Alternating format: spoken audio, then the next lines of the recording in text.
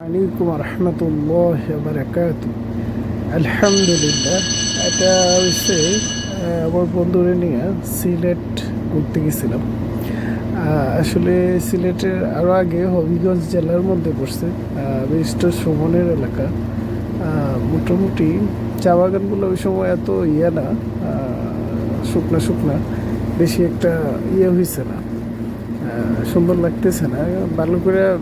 মানে শীতের দিনে মনে হয় অনেক সুন্দর থাকে, ওই সময় বেশি একটা ছিল না, তারপরও মার্শাল্লাহ অনেক সুন্দর লাগছিল। যেই দিন গেছিলাম অনেক ভালো লাগছে এলাকাটা। তো আমার বন্ধুর বাড়ি ওখানে, তো ওইখানে যাওয়ার পরে অনেক ঘোরাঘুরি করলাম। অনেক সাতছড়ি, যে জায়গাটা সাতছড়ি গেছিলাম, যে তো আমার বন্ধুর মোটরসাইকেলে চলতেছিলাম।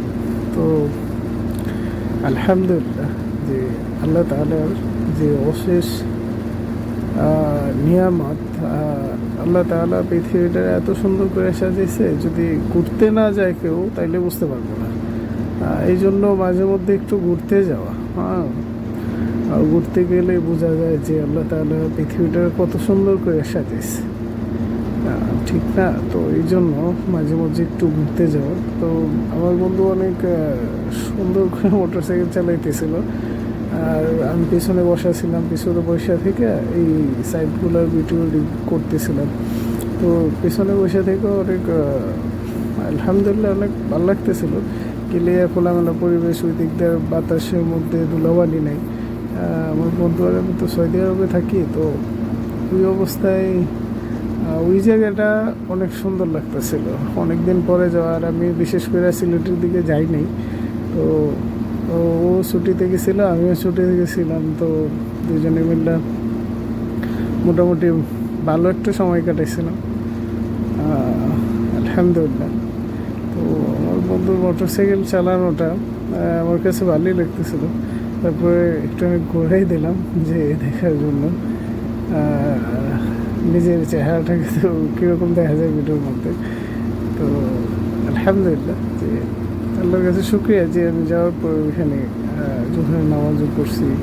সাতছড়ি যেই একটা ভিউ আছে, একটা সৌন্দর্য আছে, ওই সৌন্দর্যগুলো আল্লাহ তাআলা উপভোগ করেছে, দেখাইছে। তো এই জন্য আল্লাহর কাছে শুক্রিয়া যে মাঝে মধ্যে সময় পাইলে যাওয়া।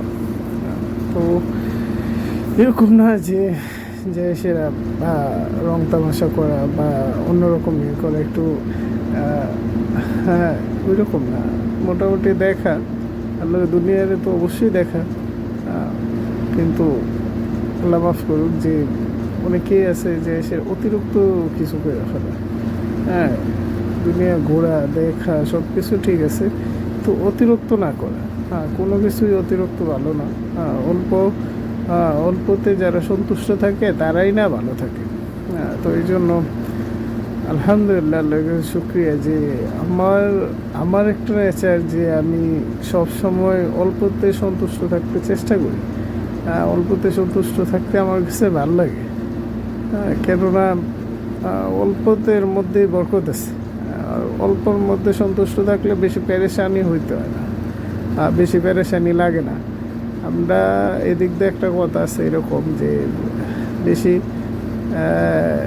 যে যাদের বেশি সম্পত্তি আমরা দেখিও এরকম, যে যারা বেশি সম্পত্তির মালিক বা যারা বেশি সম্পত্তি কামাই করে বা বেশি সম্পত্তি চলাফেরা করে, এগুলা বেশিরভাগই হয় কি খায়া মানে বুক করে মরতে পারে না।